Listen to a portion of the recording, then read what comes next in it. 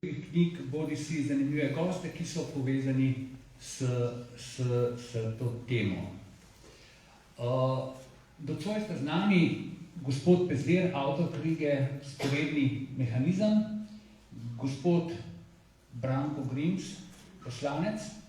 Še preden bi pa začeli, bi lepo pozdravil gospoda župana Kozjeka, gospoda podžupana Periča in gospoda Homana iz Kranja in bi gospoda Kozjeka prosil, če spregovori samo nekaj besed za uvod.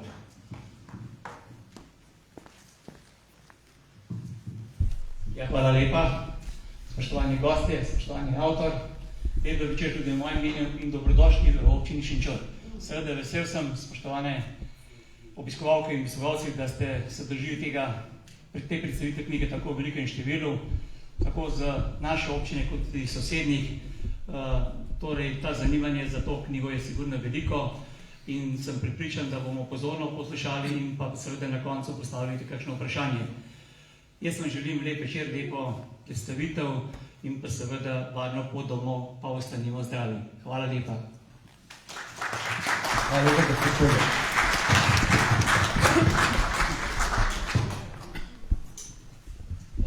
Gospod Pezdir, bom začel kar z vami. Vaša knjiga Sporedni mehanizem globoke države, obsežno delo, čakali smo ga kar 30 let od osamosvojitve. Človek bi pričakoval, da bi kdo drug tudi to naredil, ampak sem zelo vesel, da je sploh išla. Kako ste sploh prišli na idejo oziroma kako ste začeli raziskovati našo preteklost, nekdanji režim, katerega dejanja in posledice čutimo še danes? Ja, pozdravljeni, deluje. Pozdravljeni, najlepša hvala, ker sem danes lahko pri vas. Zelo sem vesel, da ste se udeležili v toliko velikem številu in upam, da bomo imeli en poučen in prijeten, zanimiv večer pred nami. Jože, hvala za vprašanje. Zgodba je pravzaprav taka, da se jaz nisem namenil preučevati zgodbe o temu, kako je partija z UDBO poslovala, niti se mi ni sanjal, do česa bom vse prišel. Jaz sem enostavno hotel razumeti omrežja dokončno in definitivno. Kdo so ta omrežja, o katerih govorimo in ki generirajo strice iz ozadja? Kako se vzpostavljajo? Kakšne so lastniške in poslovne povezave? In na kakšen način vplivajo na institucije?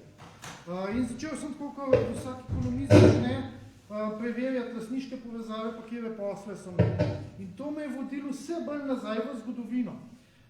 Dokler nisem prišel do leta 90, kjer pa je postala dve stvari zelo očitne, nek vzorec sem videl.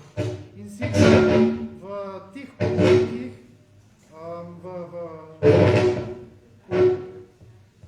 v podjetjih, ki so vzpostavljala ta omrežja, sta bila dva skupna imenovalca in sicer povsod se je pojavilo neko podjetje iz tujine, bodi si v lastniški, bodi si v poslovni strukturi, pa ta podjetja, ki so se pojavila, pravzaprav niso bila tuja podjetja, ker so imela ekskluzivno posel samo Slovenijo. In večino njih je tičalo po davčnih oazah.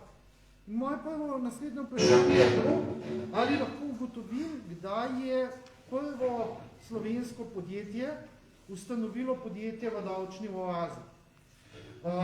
In seveda enostavno ni bilo več pred letom 90 nekih jasnih, odprtih baz podatkov, kot je danes IPES.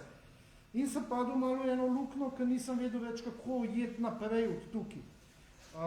Dokler se nisem spomnil tistega famoznega dokumentarca, ki ga je Ljerka Bizilj naredila za RTV Slovenijo, za Nikom Kavčičem, ko je začel razlagati prosto, ampak seveda v svojem sprevrženem kontekstu, kako je UDBA poslovala. To me je napeljalo na zgodbo, da pet gremo pogledati v ta tako imenovan Udbovski arhiv, se pravi, to je arhivski fond 1931, Republiški sekretariat za notranje zadeve v arhivu Republike Slovenije. Pa poglejmo, če je tam tudi poleg teh udbovskih zgodb vezanih na umore, ugrabitve, zasledovanja, zalezovanja, tudi kaj ekonomije. Pridem kaj, se posvetujem s strokovnim sodelavcem, ono reče, lej, ene dve stvari se mi zdita, da sta vezani na ekonomijo, da je to naroč. Naročim dve tehnične enote, eno je bila 2136 naša podjetja v inozemstvu, druga je bila 2137 akcija Udari v zemlji. In ko sem češ... Ko sem... Aha. Ko... Ne, se manjska na škripa.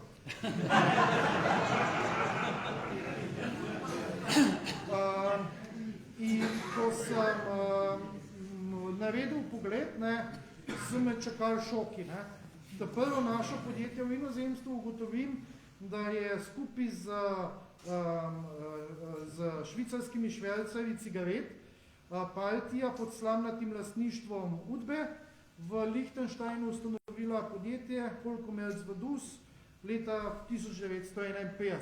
Ta podjetje je živel še do leta 1997, to je podjetje, s katerim je Niko Kavčič upravljal. Ta drug dokument akcije o udaju v zemlji je bil enako šokanten iz dveh razlogov. Ne. Eden, ki mi je prvič odstavil, zakaj ta vzporedna ekonomija. Gre za zgodbo iz leta 1970, ko je bil sestavljen proračun. V proračunu je pa zmanjkalo denarja za prisluškovalne naprave in za helikopter, ki so jih potrebovali na službi državne varnosti. In ker ni bilo denarja, je Silvo Gorenc, takrat partijski in izvršni vrh, zaprosil za možnost, da ta sredstva pridobijo, tako da ne izvedajo šverc cigaret v Italijo in v Italijo preprodajo mafijcem cigarete in iz tega sfinancirajo tisto, kar ni bilo v proračunu. To je bil seveda en večjih šokov za mene, ker si nisem mislil, da je bila ta država bivša tak dno dna, da niso mogli proračuna zaprti, so Italijanom cigarete preprodajali. Danes, na primer, da rečemo Širclu, zmanjkali je nekaj keša v proračunu, da gremo mi čike prodati Koza Nostri.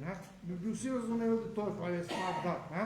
Ta druga je pa bila seveda to, da sem videl, da so vrhovi tedanje oblasti, politični in izvršni, enostavno dajali neformalna dovoljenja.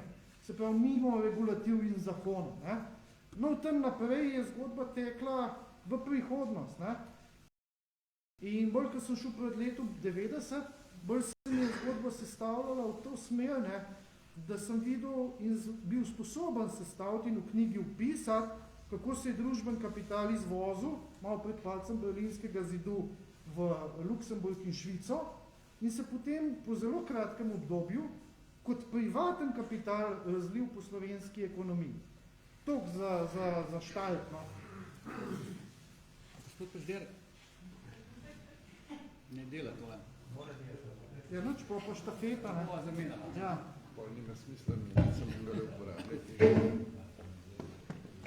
Gospod Pešder, vi govorite, naleteli ste na nekaj, kar smo v začetku 90 let, nekateri jaz kot novinar, pa tudi gospod Grim se bo spomnil,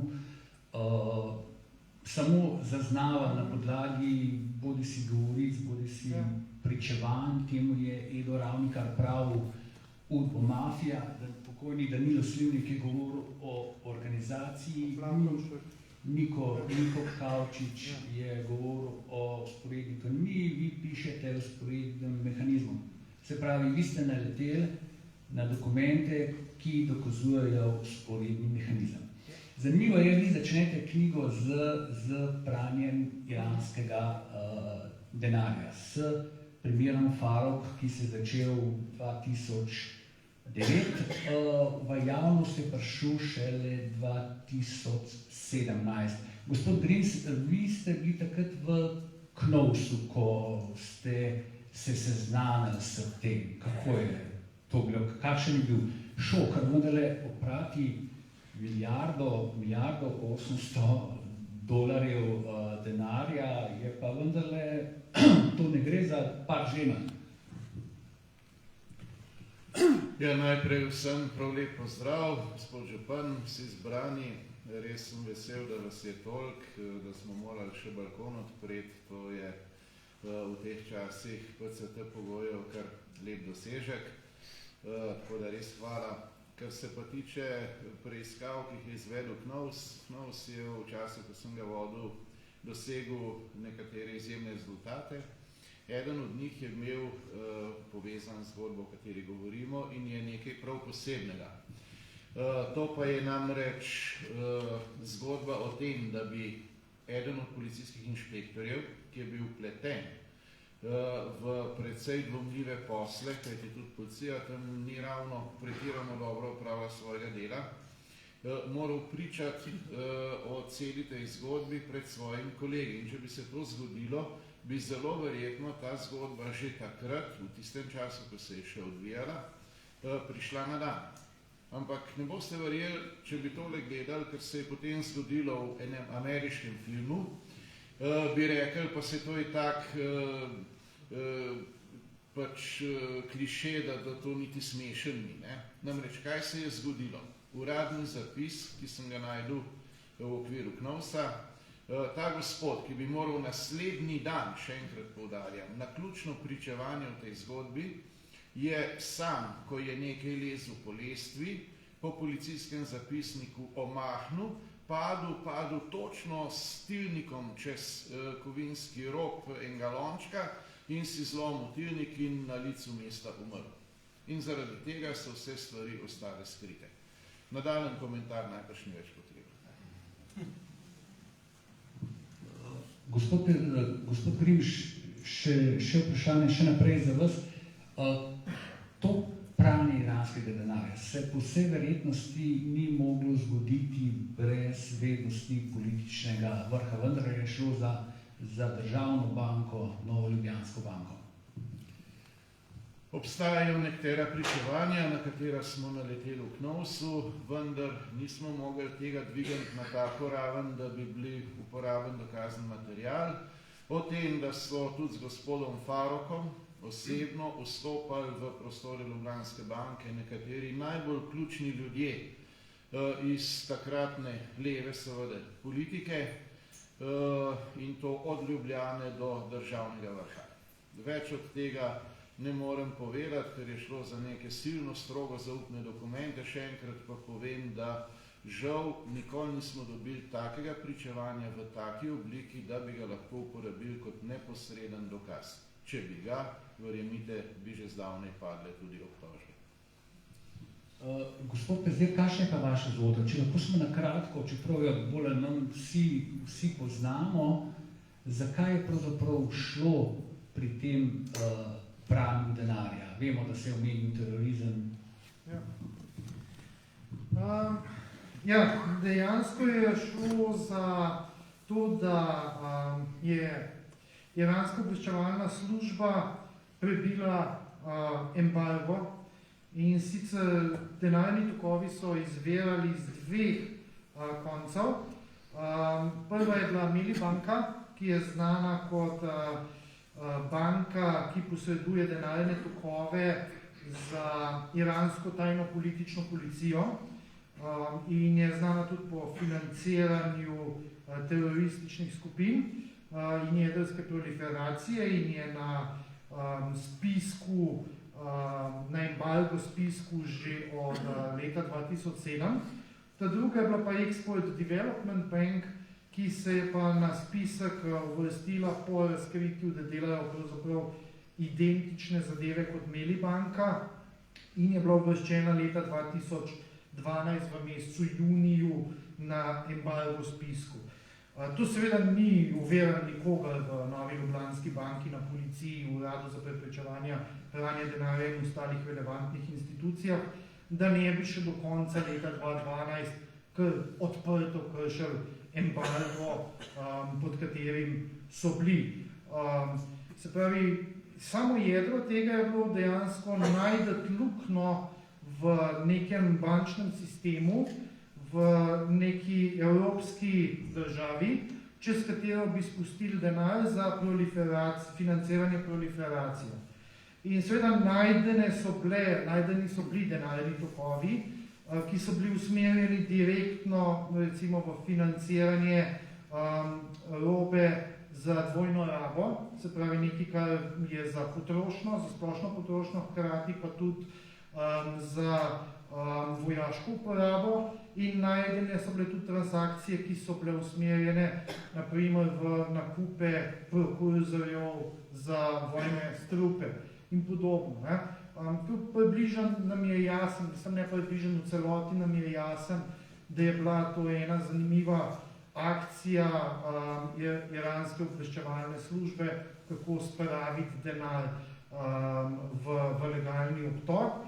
Imeli smo pa tudi primer v ZDA, ki se je tudi končal na sodišču z epilogom, ko so z tem denarjem financirali nekdanjega iranskega državljana, ki pa je postal ameriški državljan in je delal na občutljivem področju v ameriški mornarici, deluje na informatiki, pri analizi in zbiranju podatkov. Gospod Grinc, čeprav ste malo prej rekli, da pač ne morete vsega povedati, da zavezuje molčečnost kot člana komisije, pa vendarle vi ste človek, ki je zelo vpet tudi v mednarodno okolje, poznate mednarodne tokove in imate precej stikov z tujimi in organizacijami in posamezniki. Kakšni so bili odzivi iz tujine? Ko seveda je afera je plus minus tudi prek meja, tuja javnost, splošna javnost, ne vem koliko je obveščena, ampak ključne nekatere osebe so bile pa obveščene v zadevi. Glejte, take stvari se ne morejo dogajati, če za to nihče ne ve. Zdaj je samo vprašanje, kdo vse je vedel. Tisto, kar je mali odsvirk, pa ga je vedno dobro ponoviti v tej zgodbi, da vse te silne transakcije, ogromnih količin denarja, so bile oproščene plačila v Ljubljanski banki. Pazite, če greste vi karkoli nakazati, boste plačali procent in tako naprej. To je bilo pa vse zastonj. Kot da gre za kakšno dobrodelno dejavnost. Tisto, kar je bilo prej omenjeno, da je šlo za določene oborožilne sisteme, tukaj je šlo za orožja za množično uničevanje, se pravi ali za vojne strupe, ali pa za jedrsko orožje, to je treba vedeti. Se pravi, šlo je za direkten financiranje vsega tistega, kar je najbolj strogo prepovedano. Po mednarodnih predpisih za državo, ki pa je še pod embargom, pa še toliko bolj. V tujini pri tistih, ki niso bili prvotno seznanjeni, je seveda bilo presenečenje zelo veliko. Morate vedeti, da taka vsota denarja je velika celo za velike države in za bančne sisteme. Po drugi strani sem pa doživel tudi to, da ko sem bil v ZDA na njihovi Bank of America, oni imajo zabeležene vse transakcije, mimo grede potrdili so tisto informacijo, ki je krožila okoli, da je iz Slovenije od leta 8, se pravi od Titove smrti, pa potem tja do tistega časa, ko smo imeli ta sestanek, v davčne oaze iz Slovenije odteklo 73 milijard dolarjev, če to še preračunate, ker seveda je bil dolar nekoč bistveno več vreden realno, kot je danes, gre za krepko čez 100 milijard evrov in predstavljajte si, kako bogata bi bila Slovenija, če ne bi bilo teh odlivov v tujino. In vse to je izvedel ta sistem, o katerem danes govorimo. Lahko temu rečete sistem udbe, lahko rečete sistem globoke države, v resnici gre to za eno in isto. Pa še to moramo upozoriti, ker je bilo vprašanje tudi mednarodnih odzivov. Vsi, ki imamo kakršenkoli stik z dediščino tajnih služb nekdanjega socializma, vemo, da je točno ista scena, kjerkoli pridemo na področje nekdanjega vzhodnega bloka. Še vedno tudi recimo v Rusiji obstaja sistem, ki ga peljejo nekdani KGB-jevci, poslujejo eden z drugim, si medsebojno podpirajo in to je sistem, preko katerega se največ stvari obrne. Če nisi tam zraven, kot se temu reče, nisi v špilu. Isto je tukaj v Sloveniji. Če si zraven v teh krogih, ki so nasledniki te zgodbe, potem seveda si podjetnik, so ti vsa vrata odprta, če ne, zelo težko uspeš ali pa sploh ne uspeš, ker enostavno si dajo uni med sabo prednost. Te zgodbe poznamo vsi, no, ko sem pa prej omenil Bank of America, zanimivo je, da ko sem tam začel razlagati te stvari, so se samo nasmehali in so mi prinesli njihovi spisek, ki je bil po moji oceni vsaj tako natančen kot tisti, ki smo ga s takim težavami in pridobivanjem informacij dobili v Sloveniji. Oni so torej za to vedeli, zakaj niso prej tega objavili in ukrepali, je veliko vprašanje. Ali so s tem hoteli slediti, komu je denar namenjen, ali pa gre za kakšne druge vzroke. Se pravi, tam pa presenečenja res ni bilo. Pri vseh drugih pa je bilo presenečenje ogromno, kajti treba je vedeti, da je po vseh mednarodnih aktih, po vsem, kar vemo, Iran največji financer mednarodnega terorizma na svetu. Gospod Grims je menil, da je povsod po vzhodni oziroma jugovzhodni Evropi precej podobna situacija. K temu se bomo malo kasneje vrnili, predvsem, ker se povsod pojavlja eno in isto ime, nek globalni škodljivec. Mi se zdaj malo vrnemo nazaj k knjigi. Gospod Pezdir je to prvo poglavje o pranju iranskega denarja zaključil s tem, da za razumevanje tega, kar se je zgodilo s pranjem iranskega denarja, je vendarle treba pogledati v preteklost. Seveda, veliko stvari je v arhivih. Mene pa zanima, ko ste začeli pregledovati arhive, koliko jih je še ostalo z tega področja, z področja ekonomije? Ja, dejansko, ne vem, koliko jih je bilo v samem štajtu, ampak presenetljivo je bilo to, da sem lahko za njimi rekonstruiral najprej osnovno strukturo vzporednega mehanizma, ki se je začela razvijati zelo zares tam nekje 48. v Trstu in se do 51. Konfigurirala za davčno oazo v Lichtensteinu, s podjetjem v davčni oazi v Lichtensteinu in računi na švicarskih bankah, ki sem jih tudi najdel, tudi kode sem najdel, tudi popisal vse to v knjigi.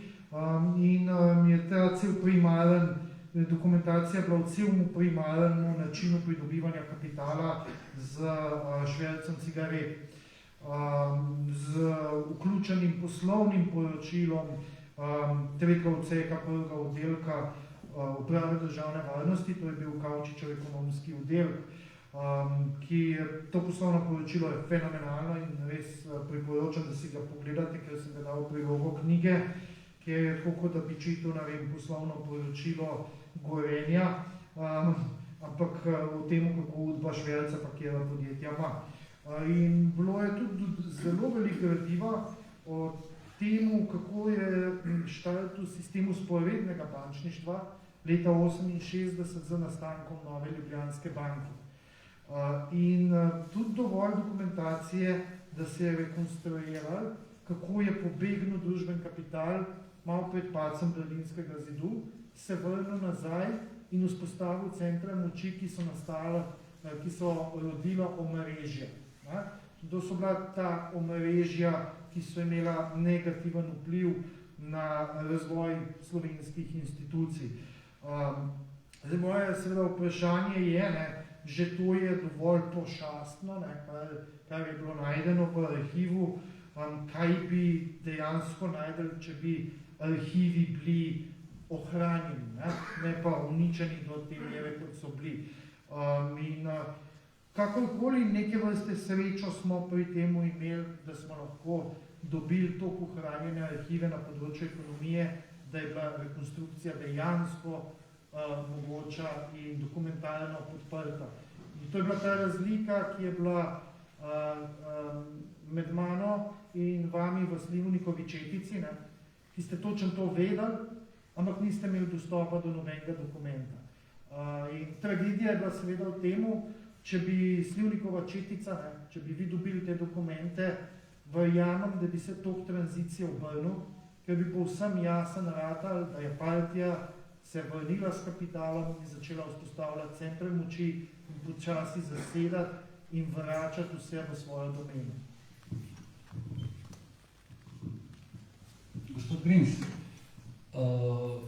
gospod Pezdir je zdaj vstal tam nekje na prehodu konca 80-ih, začetka 90-ih let. Takrat smo vendarle, ko smo dobili samostojno državo, smo vendarle mislili, da se bodo zadeve premaknile, da se bo nekako presegal. Knjiga pa že dokazuje, da je ta vzporedni mehanizem, ki jo danes prepoznamo kot globoka država, ostal in se še vedno zajeda v slovensko družbo in državo. Kako, če se spomnite nazaj v začetka 90-ih let, kakšne so bila vaša pričakovanja in kaj je mogoče šlo narobe?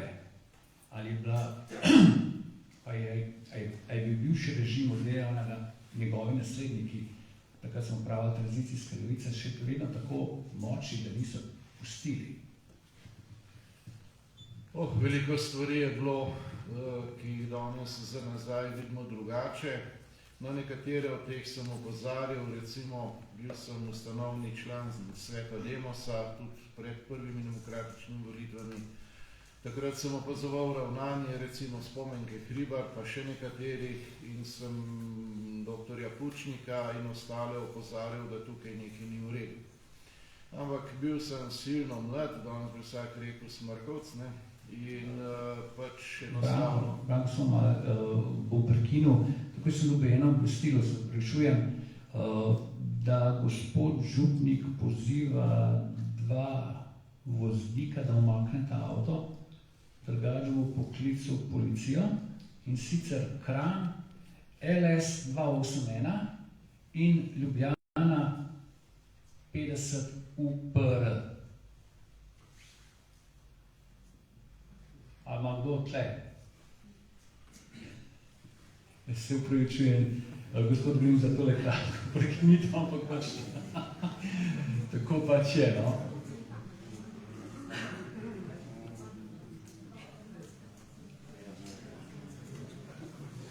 Dobro. Vsekakor, če se vrnemo nazaj na zgodbe, kaj je šlo narobe. Prvo, Demos je bil prestreljen s ljudmi, ki so delali za nekdanjo Udbo, in to se danes zelo jasno vidi. Tudi prva vlada Demosova je imela noter ljudi, ki so bili celo člani SD. Zdaj, jaz osebno sem bil za lustracijo, žal je večina rekla, da sem grosov fanatik iz Kranja, to je dobesedni citat. Danes seveda tudi tisti, ki so bili takrat poduhoviti, priznavajo, da je bilo en največjih problemov za Slovenijo, da nobeni obliki ilustracije ni bilo. Tam, kjer je bila celo uzakonjena, kajti na področju sodstva je bila uzakonjena, se pa tega ni izvajala. Če ne, recimo Masleša in vsa njegova kompanija nikoli ne bi mogli biti sodniki, pa kot veste, so. In iz tega izvirajo vse tiste sporne zgodbe, ki se razkrivajo te dni. Drugo, kar je pa očitno iz tega, kar se pogovarjamo, je pa zgodba o lastninjenju. Ni slučaj, in to je zdajle kristalno jasno, da je Demos razpadel ravno takrat, ko se je začelo lastniniti. In lastninilo se je na koncu tako, da so tisti, ki so te stvari imeli v rokah, in to je šlo čez sito partije in čez sito Udbe obojih, to tudi obdržali, vsaj v največji možni meri. In to je problem, ki je za Slovenijo dolgoročne narave. Kajti, če je pač vprašanje neke osebe, neke funkcije, to se s časoma vse spremeni.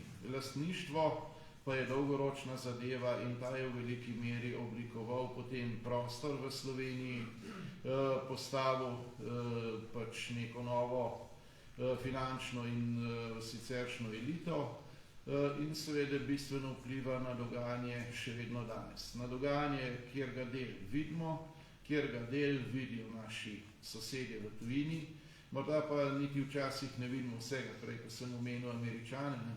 A veste, lahko se zgodi in zelo verjetno se, da oni kdaj tudi ukrepajo, morda tudi zelo odločno, morda bolj, kot si mi predstavljamo, ampak tega nihče od nas nikoli ne bo zvedel. Oni seveda ne polagajo računov. Tisto, kar mi vidimo, je Slovenija, dogajanje znotraj Slovenije in tukaj pa so stvari take, da je pač uspelo tako imenovani tranzicijski eliti obdržati ključne vzvode moči. In kako je to šlo, povem konkreten primer, da si boste predstavljali, kako je to v praksi funkcionira. Ko so bile mimo prve demokratične volitve in je bilo jasno, da je Demos zmagal, sem bil skupaj s doktorjem Pučnikom na svetu Demosa. In bilo je vprašanje, kaj zdaj. In sem začel, da najprej bi bilo treba poseči v tisto, kar so realni vzvodi moči. Najprej v medije, preko katerih se oblikuje javno mnenje, ki omogoča vse ostalo. Potem na področje financ, na področje pač prelivanja denarja, ki omogoča usmerjanje realne moči in potem naprej v lastništvo podjetij in vsega ostalega. Malo je bila tišina in potem se je oglasila Spomenka Hribar. In je rekla, a veste kaj, zdajle se moramo pa samo še to pogovarjati, kdo bo se usedel na kateri stolček, dobesedni citat. In velika večina žal prisotnih je potegnila za njo, pogovarjali so samo še, kdo bo te stolček prevzel, o realnih vzvodih moči pa ni bilo niti ene besede več. Zelo dolgo časa. Nasprotna stran, ki je pričakovala spremembe, ki je pričakovala ilustracijo tamle na Brdu, so imeli celo bakanalijo v slovo, ker so prepričani, da jih bomo spucali, oni bi nas do amena in verjemite, če bi zdajle na volitvah zmagala Levica, ne samo, da bi spucali do zadnje čistilke vse, kar je bilo zaposleni v tem času. Ne. Spucali bi to na tak način, da to sploh ne bi mogli verjeti in potem bi šli naprej z tako imenovanim veliko zamenjavo, ne. Z odpiranjem meja, masovnimi migracijami, ni slučaj, da ravno danes je Levica vložila, ne Levica, ampak levičarji skupaj, so vložili ustavno presojo za vse, kar se tiče, kjer smo zaostrili zakonodajo na mejah, z prihodom tujcev, proti ilegalnim prihodom, vse to zdaj oni že postavljajo pod vprašaj. Predstavljajte si, kako bodo preplavili Slovenijo, če bi jim ljudje nasedali na teh prihodnih volitvah. Te volitve zdaj bodo od osamosvojitve Slovenije daleč, daleč, daleč najpomembnejše. Ne? Zaradi vsega, o čemer govorimo, in zaradi dogajanja, ki je še vedno obarvano s tem lastniškim in ostalim potencialom moči, ki ga vlečejo, kot rečeno, še iz prejšnjega režima in ki so ga z lastništvom, z olastninjenjem, z divjim lastninjenjem, prihvatizacijo, se veste, kako se temu rekli, pač uspeli obdržati. In ga kanalizirajo v svojo moč, dodatno ga pa še oplajajo s tovrstnimi posli, kot je bilo pranje iranskega denarja. Pri takem poslu je uradna ocena tudi tujcev, s katerim sem govoril, da se 30, lahko celo 40% te vsote prelije v provizije. Če je bilo oprana dobra milijarda evrov, to pomeni, da je nekdo v Sloveniji pobasal najmanj 300, verjetno pa celo okoli 400 milijonov evrov. Za 400 milijonov evrov, gospe in gospodje, se da kupiti vse medije, pa vse volitve, od osamosvojitve pa do danes. Gospod Krins je lepo povedal, oziroma razložil, kako je tranzicijska levica, udbo, mafija, kakorkoli pač rečemo, občutljiva, ko beseda nanese na lastnino. Nasploh je bila ta vzporedni mehanizem občutljiv, oziroma so se mu prižgale vse rdeče luči, ko se je kdo dotaknil, bom rekel takole, udbovskih financ. Recimo, mogoče se boste spomnili leta 93 Slivnikovega komentarja Casino Royale, ko je govoril o tem denarju. Potem je aprila 93 gospod Janša na radiju rekel, da se s tem denarjem, kot je gospod Grims govoril, da kupiti volitve. V tistem trenutku so se globoke državi prežgale vse rdeče luči. Namreč, kaj se je zgodilo? Samo 2 meseca kasneje so angažirali celo bivšega agenta Kosa Radovčiča, da je prišel v Slovenijo in naredil načrt za diskreditacijo. Povedal mu smo še to, da leta 1995 je bila ukinjena tudi služba družbenega knjigovodstva, ki je te primere preiskala in pot za nadaljevanje tega vzporednega mehanizma je bila odprta. In danes, gospod Pezdir, se ta denar, ki je bil prekanaliziran v tujino, tudi v davčne oaze, vrača nazaj. Ja, eden izmed najbolj takih očitnih in z največjimi finančnimi posledicami manifestacij je bilo seveda dogajanje v slovenskem bančnem sistemu, ki je pripeljalo do druge bančne sanacije in nekaj milijard evrov škode. Kajti opazili smo, ko je preiskovalna komisija to delala, preiskovala vzroke za to drugo bančno sanacijo, smo opazili kar nekaj zanimivih zadev in najprej je bilo zagotovo to, da v bankah, ki so bile v večinski državni lasti, so potekali postopki dajanja kreditov, ki niso imeli veze z absolutno ničemer. Se pravi, bili so izven regulacij, bili so izven zakonodaje, se pravi, izven ZBAN-a, zakona o bančništvu, bili so kontra internim predpisom v bankah. Govorimo o kreditih, ki nikoli, absolutno nikoli niso bili vračani in niso imeli tudi namena, da bi bili kadarkoli vračani, ki so bili nezavarovani, ki so bili v celoti popolnoma neustrezni in dani za neke projekte, ki niso obstajali. Na ta način je na primer samo aktiva Darka Horvata, ki pa temelji globoko v vzporednem mehanizmu, izvlekla 300 milijonov evrov iz slovenskega bančnega sistema, kar smo pač mogli mi vsi odšteti in sanirati. In takih primerov je bilo še več. Naprimer, ACH je naslednji primer in še več takih večjih skupin je bilo. In kar kaže seveda na to, da je bil vse skupaj vzporeden mehanizem, se pravi, ker ni bilo po nobenih pravilih, je tudi to, da je Banka Slovenije enostavno dovolila to celotno dogajanje. Zdaj, moj razmislek je seveda, to nas je stalo cirka 5 milijard evrov. 5 milijard evrov je vendarle zelo, zelo veliko denarja za to državo. S tem denarjem praktično izkoreninaš revščino, obnoviš vse vrtce, zgradiš šole, zgradiš infrastrukturo, zdravstveni sistem, ta denar je pa zginil. In tisto, kar mene še najbolj razjezi, predvsem v temu evidentnemu vzporednemu mehanizmu v slovenskem bančnem sistemu, ki nam je iz žepa 5 milijard pobral, je to, da je očitno za NPU in tožilstvo nihče ni kriv. Absolutno nobene obsodbe nimamo, absolutno nobenega sodnega procesa. V srani Darko Horvat sedi v Londonu in se namreži, ki je potegnil 300 milijonov evrov, ne samo od naših ust, ampak od ust in izobraževanja naših otrok. In to je nam kar kul. In jaz moram reči, kaj zdaj, da je to tožilstvo čudovito. Da je isto srano debilno tožilstvo je tradirano, ki trdi, da lahko nakažeš Supermanu pa Ani Karenini denar, da je to vrhunsko. Ma poseljam se jaz na to tožilstvo, poseljam se na to naprej.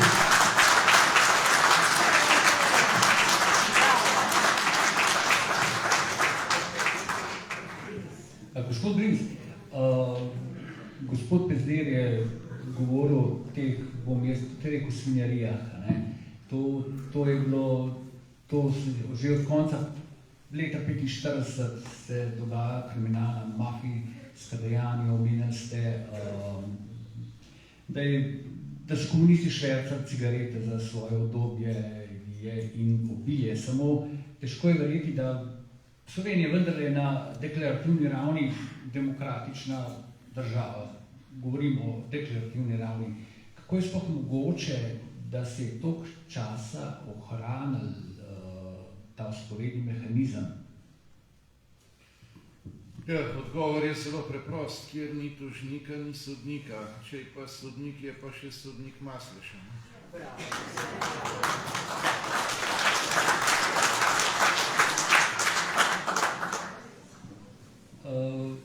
Gospod Pezder, preden gremo, potem bomo malo pokomentirali tudi aktualna politična in družbena dogajanja. Če lahko opišete en primer vzporednega mehanizma, jaz mislim, da bi najbolj primeren Safti zadeva Adit, kako je takratni sistem tudi zaobhajal svoje lastne zakone. Najprej bom krogotok denarja vpisal. Aha, evo, sem nazaj. Najprej samo da vpišem na hitro krogotok denarja, potem pa najbolj zanimiv element v temu krogotoku denarja. Izvoz denarja se je začel, masiven izvoz družbenega kapitala se je začel leta 1989, ko je pač postal jasen, da so spremembe, ki prihajajo, irreverzibilne.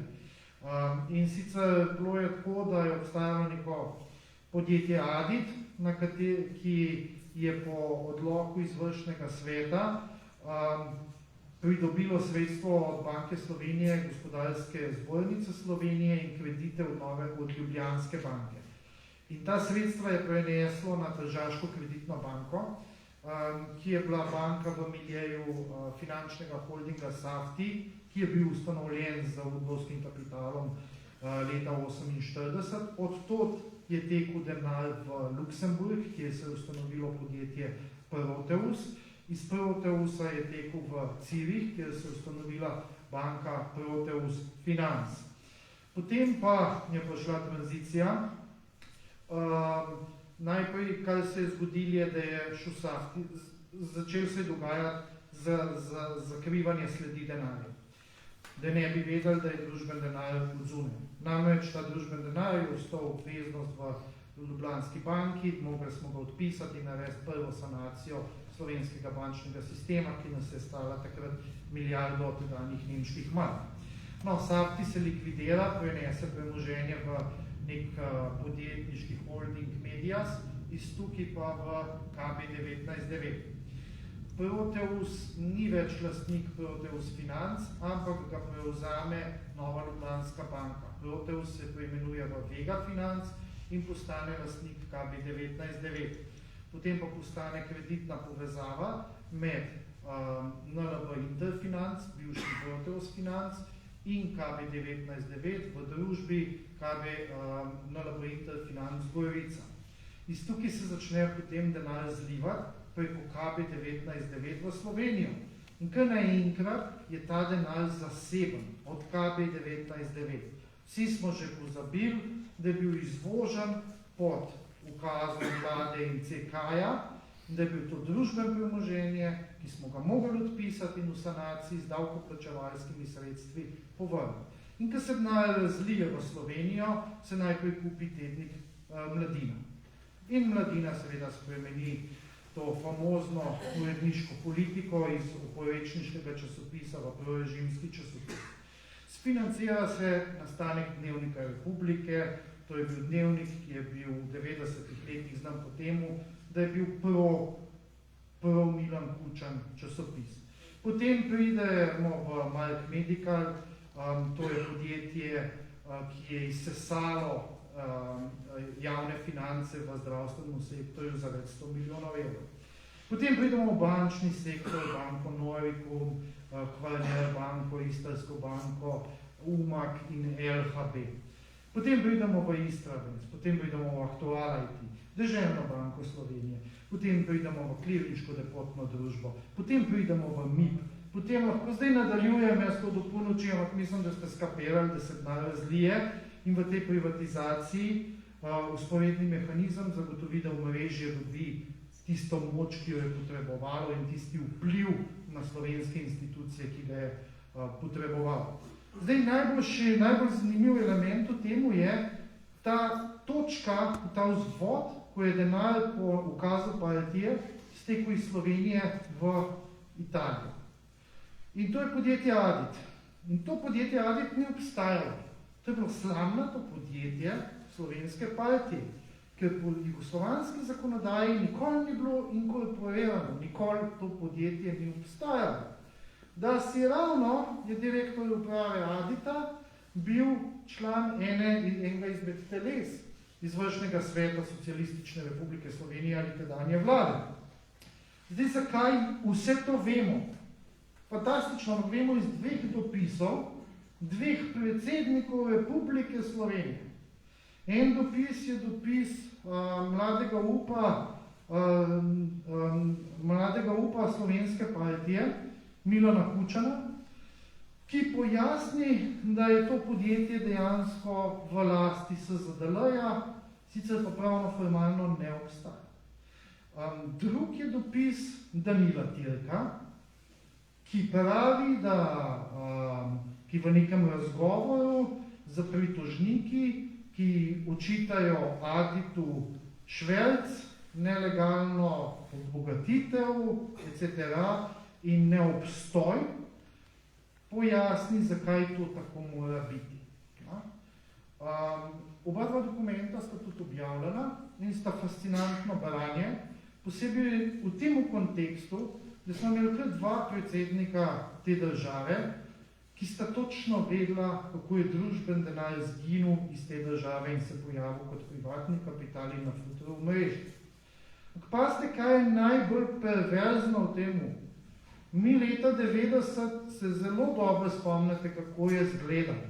200,000 brezposelnih, še vsaj 100,000 ljudi, ki so bili zaposleni, pa niso imeli kaj delati v službah. Povprečna družina je bila srečna, če je bil eden zaposlen. Prihodki so bili nikakršni. To, kar smo jebeno revščino, medtem, ko so nam uni denar vzeli, pa naš družben denar v najbolj bolečih časih, najbolj težkih socialnih časih, ko bi najbolj potrebovali ta denar vzeli, zato da so ga vrnili v svoje privatne žepe. In se pri tem še delali usrane pravičnike. To je perverzija.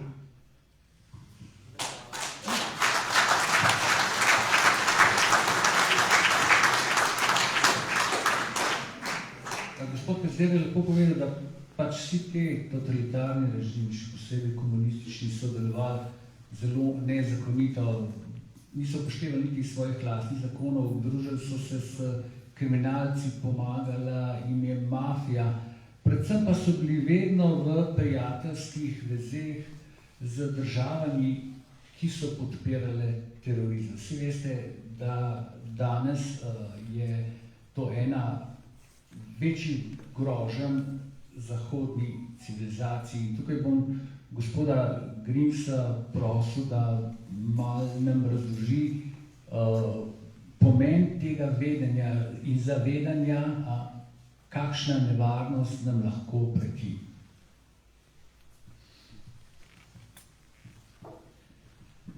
Zdaj, če grem po vrsti, kar se tiče zgodb, kako deluje tale država, in podobno, kot je zdaj že gospod Pezder objel, zato ni treba niti hoditi dol z Gorenjske, tudi tukaj imate kakšnega, ki se kot novinar zaletava in poliva gnojenco po vseh. Bil je pa svojo drago upleten v divje lastninjenje kar nekaj firm. Kdo je to? Prepuščam vaši domišljiji, ampak grozljivo pa je, da take ljudi potem marsikdo resno jemlje. Njih jemlje kot verodostojne in taki ljudi oblikujejo javno mnenje, ki potem odloča na volitvah. To pa je nekaj, kar bi nas moralo vse skrbeti. In to je na lokalnem nivoju, na državnem nivoju posod. Zdaj, kar se tiče vsega ostalega, je pa treba vedeti, kaj so danes realni cilji enega ali pa drugega. Ko gremo pogledati, kaj se dogaja na evropskem nivoju, bom pa malo obrnil zadevo, sta tukaj 2 popolnoma različna koncepta in to se šele zdaj v času naše vlade v tem trenutku vidi tudi v Sloveniji. In zato v resnici gre. En koncept je tisti, da ti država mora zagotoviti vse, beri socializem, ne? Da mora država utišati vsakogar, ki kakorkoli posega v te interese, to so tudi interesi teh, o katerih smo zdaj govorili, ne? Temu se danes reče politična korektnost, ali pa preganjanje sovražnega govora, ne? In gre sovražni govor, ste to vedeli, sploh ni definiran v kazenskem pravu. To je kar nekaj, kar se komu zdi. In kaj je v resnici sovražni govor? Za levičarja je najbolj grozljiv, nevzdržen sovražni govor resnica. Levičar prinese vse samo resnice. Ne? In tisti, ki govorimo resnico, smo na črnem seznamu vseh in se sam napiše, ta laže. Ne? To veste, ker kaj je pa najstarejši trik levičarja? Ne? Tisto, kar počne sam, on s prstom kaže na drugega in tisto pripisuje. Ne? Recimo, prej sem omenil, koliko milijard evrov je šlo ven iz Slovenije. A si predstavljate, ko bi bila Slovenija in bi vsi bogati, če nekdo ne bi sistematično pokradil ven iz Slovenije 100 milijard evrov. Veste, kakšen denar je to? Ampak to ni imelo nobenega epiloga. Ne?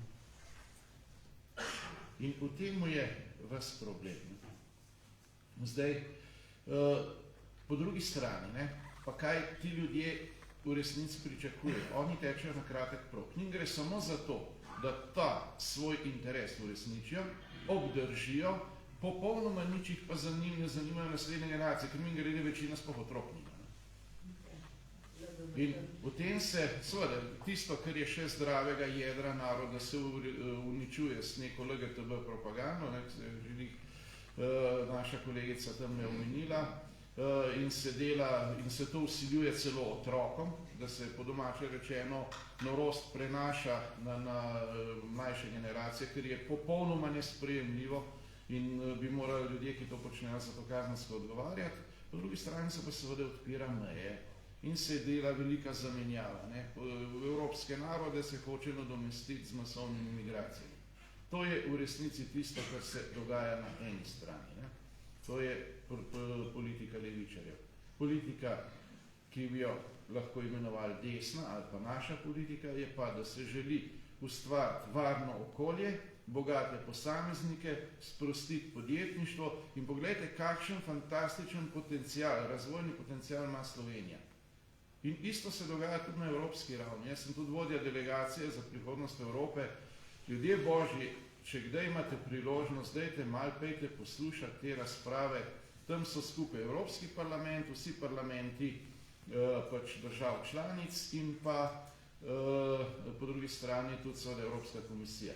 Tisti, ki so tam iz centrale, iz evropskih institucij, oni razlagajo samo o tem, kako je najpomembnejše, da se zagotovi, da tudi tista ženska, ki ni definirana in ne ve, ali je moški ali je ženska, da bo imela posebne kvote in da to je edino, kar mora Evropo zanimati. Ne? Verjemite, jaz sem bil na zadnjem plenarnem zasedanju edini, ki je govoril, da potrebujemo varnost, da so prihodnost Evrope, naši otroci, otroci evropskih narodov, da je bogatstvo Evrope, njeni narodi, njihove tradicije, vse tisto, kar pač nas bogati, kar nas dela Evropejce in da smo to dolžni ohraniti in da je zato treba sprostiti razvojni potencial in nehati nasedati na vse tiste trike tako imenovanih propagandistov kulturnega marksizma, zaradi katerih si Evropa kao v imenu pač, ali ohranjanja okolja ali vsega drugega uničuje sama svoje primerjalne prednosti, ki jih na področju podjetništva ima. To sta v resnici dva koncepta. Ali boš bogat, zase odgovoren, varen posameznik, ustvaril družino, ustvaril vse tisto, kar Evropo sestavlja in bogati, ali boš pa Evropo likvidiral, uživ v eno generacijo, kaj bo za naprej, te pa ne zanima več in seveda morate nekaj vedeti. Evropa je ustvarjena na krščanskih koreninah. Če enkrat odrežemo krščanske korenine stran od Evrope, to ni več Evropa, lahko je nekaj drugega. Evropa pa potem ni nikoli več. Gospod Grinc, bomo kar z vami nadaljevali. Omenili ste ilegalne migracije, veliko zamenjavo v evropskega prebivalstva, reče se. Ampak ko pa kdo to omeni na kakšni mednarodni konferenci, pa ga želijo kar cenzurirati, kot ste vi sami doživel na Dunaju, obstaja nek posnetek, se smo ga tpiva, ampak tukaj bom gospodu Grimsu prepustil besedo, da povedal, kako je bilo, kako so ga hoteli njegov govor zgubiti namenoma in se ga pol po posredovanju kume našel. Kar je zanimivo, je grozljivo po svoje. No, to ni samo na Dunaju, to je zdaj redna praksa. Kadar nastopam, bodi si v Štrasburu, kjer so plenarna zasedanja za prihodnost Evrope, ali pa zadnjič, ko sem bil na Dunaju, ali pa v Bruslu, zmeraj ista zgodba. Ko želim posnetek, pa 50 kamer stoji takole, ne? Joj, reče, veste, da glih prvo se je pa zalomil, pa ni posnetka možno dobiti, ne? Na Dunaju je bilo, pogled čudo, možno dobiti posnetek, ampak kako? Potem, ko se mi tudi na telefon nisem več hotel gostitelji oglasiti, sem pa prosil našo veleposlanico, ki je tam in ima posebne veze, in potem preko veleposlanice in se javno zahvaljujem, sem pa te posnetek dobil. In si ga vredno pogledati, je na spletni strani Demokracije, sem nastopil sicer v angleščini, improviziral, ampak je zraven tudi lep prevod, tako da bil je udaren do konca. Ne? Kajti, zakaj je šlo? Šlo je za vprašanje ilegalnih migracij. In tam je bila cela dvorana raznih ministrov, ministrskih predsednikov vlad iz Slovenije, sem bil pa pač gost. In vsi so bili, šlo se je pa, morate vedeti, če to, za teroriste ISIS-a, ne za neke civile, ampak za teroriste ISIS-a, ki jih držijo tam v taboriščih skupaj z njihovimi familijami, so pa po izvoru iz Evrope. In da Evropa ne bi zdaj te ljudi kar sprejemala nazaj. In cela razprava uvodničarjev iz OZN, potem evropejcev iz Evropske komisije in unih prisotnih je bila, ja, bogi reveži, morate misliti, oni živijo pod šotori, ne? Dajmo jih takoj nazaj, tako trpljenje pa ne moramo gledati, ker vse moramo nazaj sprejeti, ne? No, in potem sem jim dal naslednji pač privez, rekel, lejte, sami ste, nekje v razpravi, da to namreč omenjeno, navedli, da samo nekaj procentov teh bivših teroristov v nekaj umirljivem času naredi ponovna teroristična dejanja. No, sem rekel, zdaj pa pogledajte, jaz bom tukaj vzel eno škatlo bombonov, noter bom samo nekaj procentov ciankalija dal, pa boste si vsi vzeli vsaken svoj bombonček.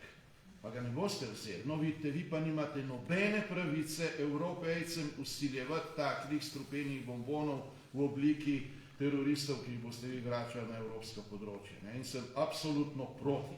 In bil sem edini, ki je govoril proti temu. Veste, kaj se je potem zgodilo? Ko sem nehal govoriti, tisti, vsi, ki so prej govorili, kako je treba te ljudi nazaj sprejemati, tudi kakšen predsednik, kakšne vlade iz ene od sosednjih držav, zraven spustil, kdo je bil, so pod mizo začeli mi ploskati in končno je eden povedal to, kar vsi mislimo. Mislim, kam gre ta Evropa? Ne? Vsi se zaklinejo v nekaj, v kar nihče ne verjame in vse se pelje kot brzo vlak v steno, zaradi tega, ker se hoče delati ugled, a veste, to je tisto, zato, da si pol všečen medijem, ki so v rokah levičarjev in da o tebi lepo poročajo. Ne? In ni najhujše tisto, ne, da imaš en kup levičarjev, ki delajo zelo. Najhujši so tisti kobajagi na desni, ki temu štangu držijo. Ne. Kot je v resnici že zdavnaj nekoč rekel Einstein. Ni največji problem človeštva to, da nekateri delajo zlo, ampak največji problem in uničenje človeštva bo zaradi tistih, ki ob tem stojijo po strani in ne storijo ničesar. Proti temu je treba nastopati jasno, odločno in javno. Ampak zato je seveda treba imeti tisto, čemu se preprosto reče civilni pogum. Tega, gospe in gospodje, se pa bojim, da je v evropski politiki in tudi marsikdaj v Sloveniji veliko premalo.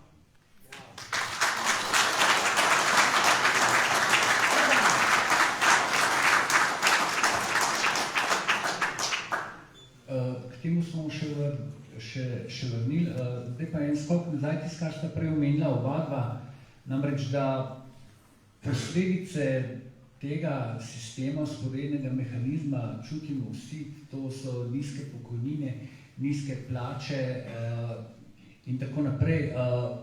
Gospod Pezder, to za ohranjanje tega mehanizma je najbrž tudi kriv gradualizem, ki ga je v 90-ih letih sprovajala takratna Drnovškova vlada, se pravi neka počasna sprememba sistema in ekonomije in tudi družbe, za razliko recimo od baltskih držav, recimo Estonije, ki je s komunizmom zelo hitro zaključila. Mi je drži vsekakor to debato gradualizem proti Big Bangu, se pravi ali počasno reformiranje ali hitro reformiranje, danes lahko gledamo v kontekstu dokumentov, ki so shranjeni primarno v Arhivu Republike Slovenije na povsem nov način.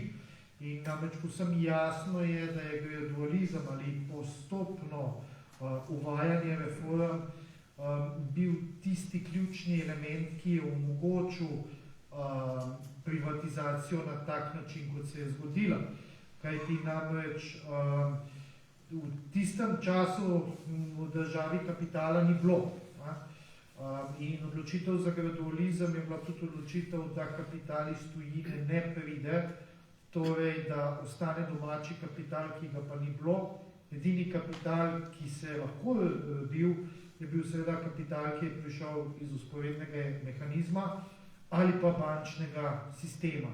Zato je bilo od vekomaj zelo pomembno, da je ta klika imela banke v lastni kontroli pod državnim lastništvom. Odtod tudi ta en največjih sintagma, ki je eden največjih nategov slovenske ekonomije, in sicer, da so banke nacionalni interes. Banke seveda nikoli niso bile nacionalni interes, ampak banke so bile pumpe denarja v omrežje z dobesedno nepovratnimi krediti, ki smo jih izplačali. Ampak ravno gradualističen pristop je bil tisti, ki je omogočil to incestuozno obliko slovenske ekonomije, ko so bile banke povezane s podjetji, podjetja z bankami in kjer so nastajali eni nenormalni krovotoki denarja, ki niso imeli dejansko blage veze z neko normalno ekonomsko oziroma neko racionalno poslovno logiko. To je bilo nekaj, kar je pešica ekonomistov v začetku 2000-ih tudi upozarjala in pojasnila, da nas taka pot, ki temelji na gradualizmu in bančni pumpi v omrežje, pelje zgolj v gospodarsko implozijo, ki se potem konec leta 2008 začela dogajati in je bila prisotna do 2013, ko je bila gospodarska kriza v Sloveniji nadproporcionalno močna glede na vse ostale evropske države, pa tudi ostale nekdanje tranzicijske države vzhodne in srednje Evrope. In dejansko smo takrat doživeli en velik pekel, sestavljen iz prvih malih peklov, perfect shitstorm bi rekel, in sicer najprej krize v gospodarstvu, potem krize v bančnem sistemu in na koncu krize v javnofinančnem sistemu. Kar je seveda pokazatelj, kako zelo močen račun nam je bil izstavljen zaradi te zgodbe o privatizaciji in gradualnih reformah, ki se je začela leta 1992 za prvo Drnovškovo vlado.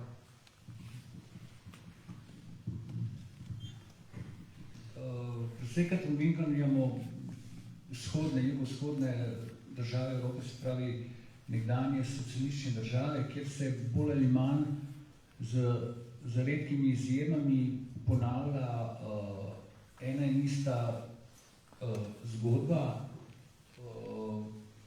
Ohranjajo se na oblasti nekdanji komunisti. Zanimivo pa pri tej vzhodni Evropi, da se, to sem že na začetku menil, pojavlja eno ime in to je George Soros, filantrop, filantrop pod narekovaji, je pa eden največjih globalnih škodljivcev, ki je v teh vzhodnoevropskih, jugovzhodnoevropskih državah skušal usiliti svojo agendo neke liberalne demokracije, ki jo pravzaprav vodi ulica in nevladne organizacije, ki so tudi v Sloveniji precej glasne. Tukaj je pa vprašanje za gospoda, da Grimsa, da malo pokomentira te naše nevladne organizacije, vreščanje tistih mladih najstnih žensk pred parlamentom, ki pravzaprav ne vedo, kaj pravzaprav hočejo, ker blaginja ni bila še nikoli tako velika, čeprav bo lahko še večja. Jo, o levičarjih se da marsikaj povedati, ne? Že pred več kot 50 let je Winston Churchill rekel, se v bistvu je bil Krištof Kolumb, prvi socialist.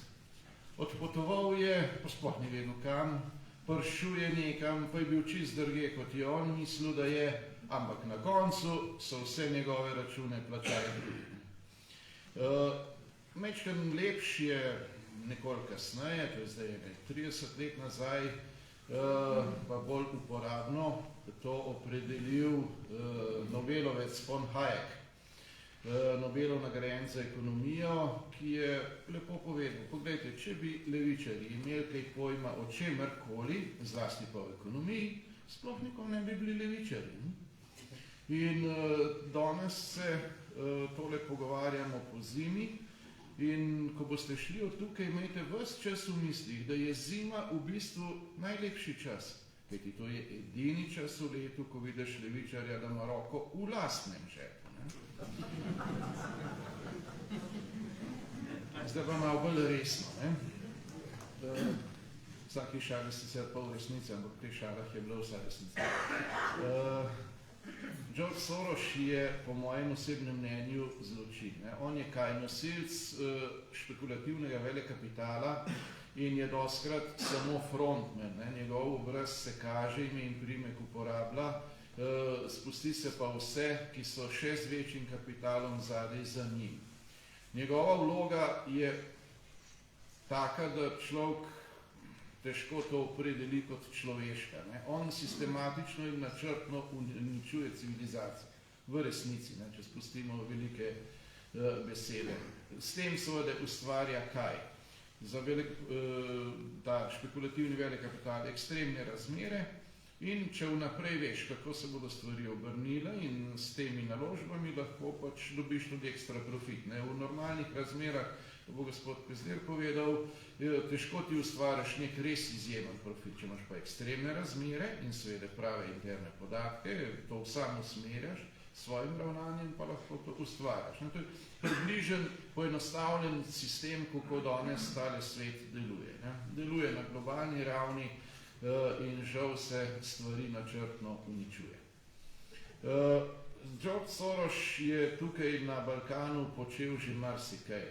Recimo uničuje Makedonijo, Makedonija je danes praktično uničena kot država, Makedonci bodo kmalu tujci v lastni državi in enako zgodbo je namenil še mnogim drugim. V Sloveniji, ne pozabite, je bil odlikovan. Njega je Kučan osebno odlikoval za njegovo ravnanje, za financiranje tako imenovanih levičarskih nevladnikov. To so med ostalim tisti, ki skačejo tam okoli, pa zaživejo kakšne stvari, pa mečejo po zraku danes, potem jih prepoznate, prej so se malo bolj skrivali, črpali so pa neverjetne vsote denarja. A to veste, da je skupen letni proračun, to se samo enkrat letno vid podajo poročila, nevladnikov v Sloveniji milijarda evrov, vsako letno. Milijarda evrov. Za slovensko vojsko, ki je šlo pa 400 milijonov, to je bil pa grozen denar, to je pa grozljivo. To je pa treba zbirati podpise, pa blokirati na vse mogoče načine. Pa je vojska stebr državnosti. Da se ti predstavlja, kako se tukaj meče denar skozi okno. Seveda so nekatere od teh organizacij tudi v redu, ampak tiste, ki so pa utemeljene na LGTB plus ideologiji, to je pa problem, ker v resnici ne delajo drugo, kot uničujejo dobesedno lastno državo. To so tisti, ki so, ko so prišli migranti ilegalni tamle masovno na južno mejo napadali oni, ti nevladniki, naše gasilce, naše policiste, vse tiste, ki so bili na meji po službeni dolžnosti in so hoteli pomagati. Ne? Ampak samo zato, da bi izsilili odprtje meja, so jih napadali. Ne? To je to, kar počne Soros to financira. Vsekakor pa, kadar se govori o teh stvarih, je treba le paziti, da se ne reče kar počes vzhod. Ne? Vzhod, veste, so tudi Višegrajci. Jaz sem zdaj imel priliko edino, da sem bil edini iz cele Evrope vabljen na uradno srečanje Višegrajcev. Pogovarjali smo se prav o tako imenovanem paktu o migracijah, to je nekaj, s čem hoče Evropa si oprati vez za nazaj, ker to, kar se je počelo z ilegalnimi migracijami, masovnimi, je vse nezakonito, tudi po evropskih predpisih. Ne? In največji absurd te Evrope, da tisti, ki so to nezakonitost povzročili, na čelu z Nemci, ne? Se veste, Wirtschaftenach, ne? So danes tisti, ki očitajo recimo Madžarom ali pa Poljakom, da delajo v nasprotju z evropskim pravom. Lepo vas prosim, oni so spoštovali pravo, Višegrajci so ga spoštovali. Medtem ko Evropa pa ne. Ampak tam se je že vse obrneno na glavo. In kaj kdo to omogoča?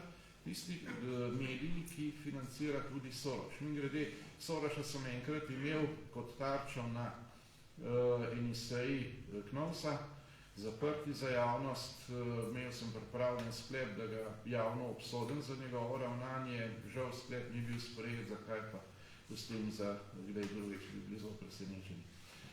No, tisto, kar je pa bistveno pri teh zgodbah, pa je, da je danes pravzaprav Evropa zelo zanimivo razdeljena.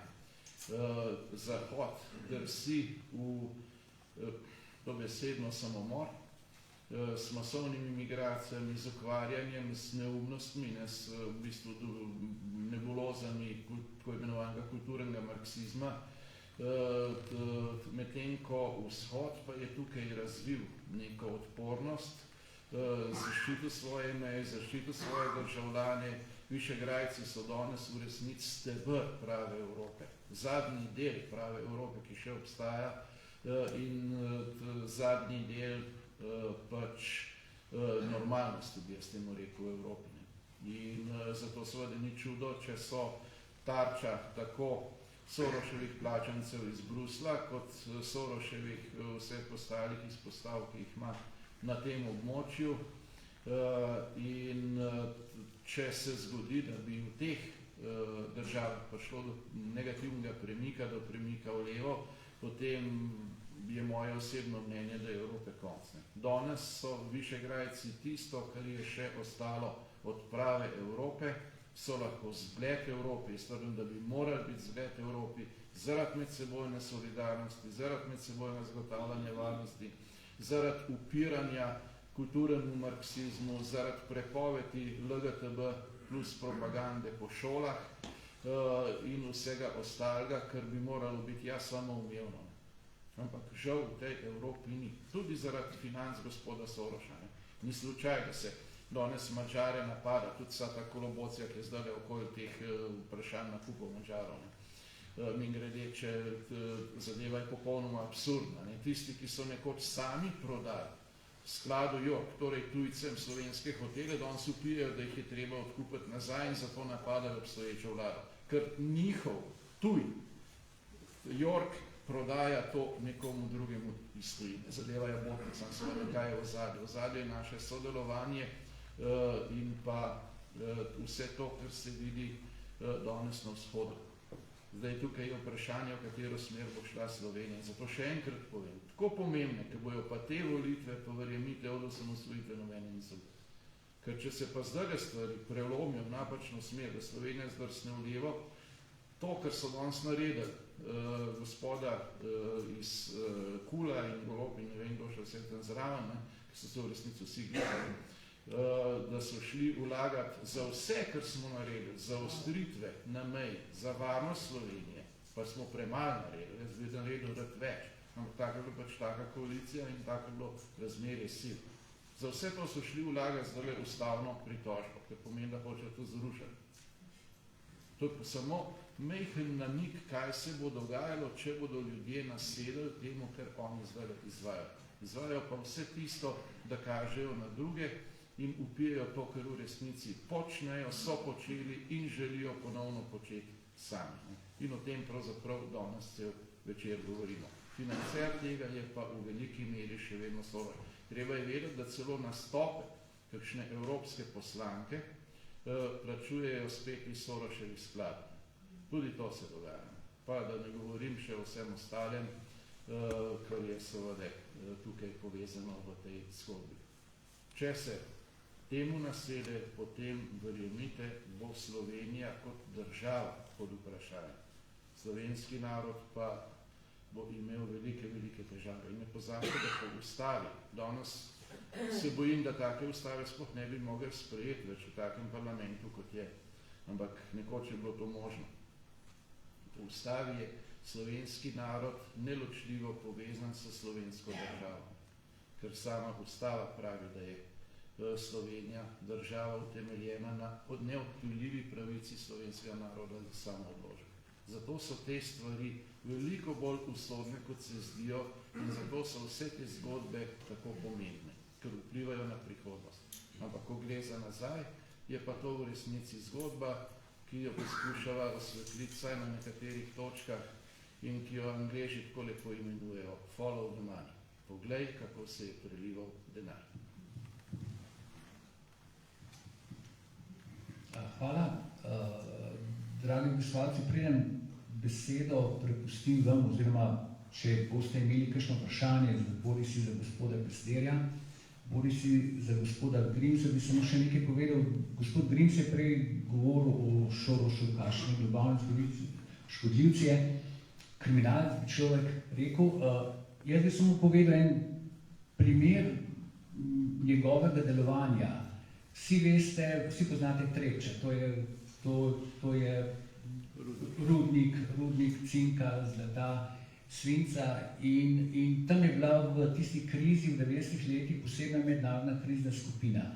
Ta mednarodna krizna skupina je bila del organizacije Združenih narodov, pomislite, del organizacije Združenih narodov in je ugotavljala stanje v teh rudnikih, zapičila se je poseben rudnik Zvečevo, ki je bil še posebej bogat. Pomembno pa je, da je v tej mednarodni krizni skupini sedel v upravnem odboru Soros. Soros je dal tudi zagonska sredstva za to mednarodno krizno skupino. Potem, ko se je začela kriza malo bolj poglabljati, so poslali posebnega poslanca Organizacije Združenih narodov Bernarda Kouchnerja. On je soustanovitelj te organizacije Zdravniki brez meja. Spet na ključe, da to organizacijo financira Soros. Potem je padla odločitev, da se ta rudnik proda. Prišlo je 14 ponudb investicijskih družb, dobila je ena. Ugante, kdo je lastnik? George Soros. Samo na ta način sem hotel samo povedati, kako on deluje.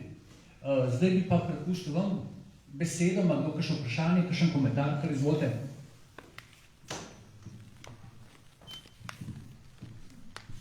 Dobar dan, Bojan Homan.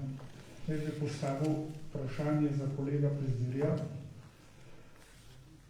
Če razloži, mi smo danes na Gorenjskem in če malo razloži, kako je globoka država delala na Gorenjskem. Če gledamo od Škofje Loke, imeli smo odlična podjetja, LTH, Lelovica, Gradis, ABC Loka, še bi lahko našteval. Če gledamo Kranj, Tekstil Indust, prva velika zguba delavcev, takoj po vstopu v novo samostojno Slovenijo, 6000 ljudi takoj čez noč na cesti. Potem Sava, Iskra, Ibi, Planika, še bi lahko našteval, in pa vse odzad Gorenjska banka. Vi ste verjetno v arhivu Mrske najdel, kako je Gorenjska dihala, da ne omenjam gorenjskih hotelov, Bohen, kako je klavrno propadel, Bled, Kranjska gora, sedaj se to nekako postavlja nazaj na noge, ampak odeleč od tistega, kar je to bilo pred drugo svetovno vojno ali pa v razcetu bivše Jugoslavije? Ja, hvala za vprašanje. Zdaj stvar je taka, da v Arhivu Republike Slovenije, konkretno temu fondu 1931, ne boste najdli zadev, ki jih zdaj mene sprašujete. Pač te dokumentacije ni, kot veste, je dokumentacija bila uničevana. Kar se tiče same Gorenjske, je verjetno bolj zanimiv arhiv, ki pa je živ na to temo, in sicer Agencije za revizijo procesa lastninjenja, to je ALS 316, v katerem pa so upisana recimo postopki privatizacije posameznih gorenjskih podjetij. Zdaj, jaz tega dela arhiva sem pogledal v smislu, ko me je zanimalo, kaj se je dogajalo z največjimi slovenskimi podjetji, tipa naprimer Iskra. Tako da jaz nisem specifično gledal podjetja, katera sprašujete. Zato žal jaz nimam dobrega odgovora za to, kar bi vi radi izvedeli. Morda en drobec, samo za osvežitev spomina. Na Gorenjskem obstaja nek sodnik, ki je v zadevi Begunjske banke, kjer je bilo oškodovanih ogromno ljudi, toliko časa pisal sodbo, potem, ko je že izrekel sodbo, da je vse skupaj absolutno zastaralo. Pa smo spet tam, kjer smo začeli. V predanju sprav. Ja, točno tako. Ima kdo kakšno vprašanje, še kakšen komentar?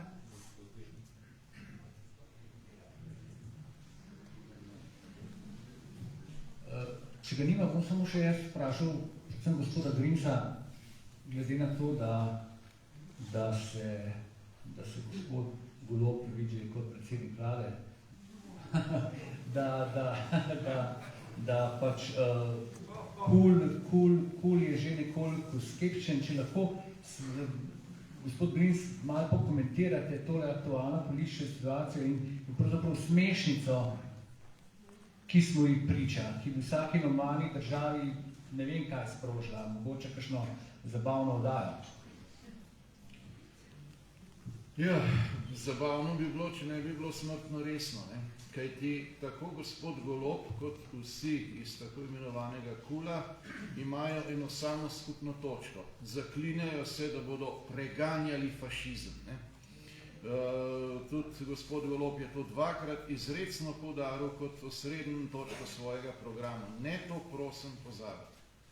Kaj pomeni preganjanje fašizma, se je pa lepo videlo zdajle, ko je profesor Stanković iz PDV-ja govoril na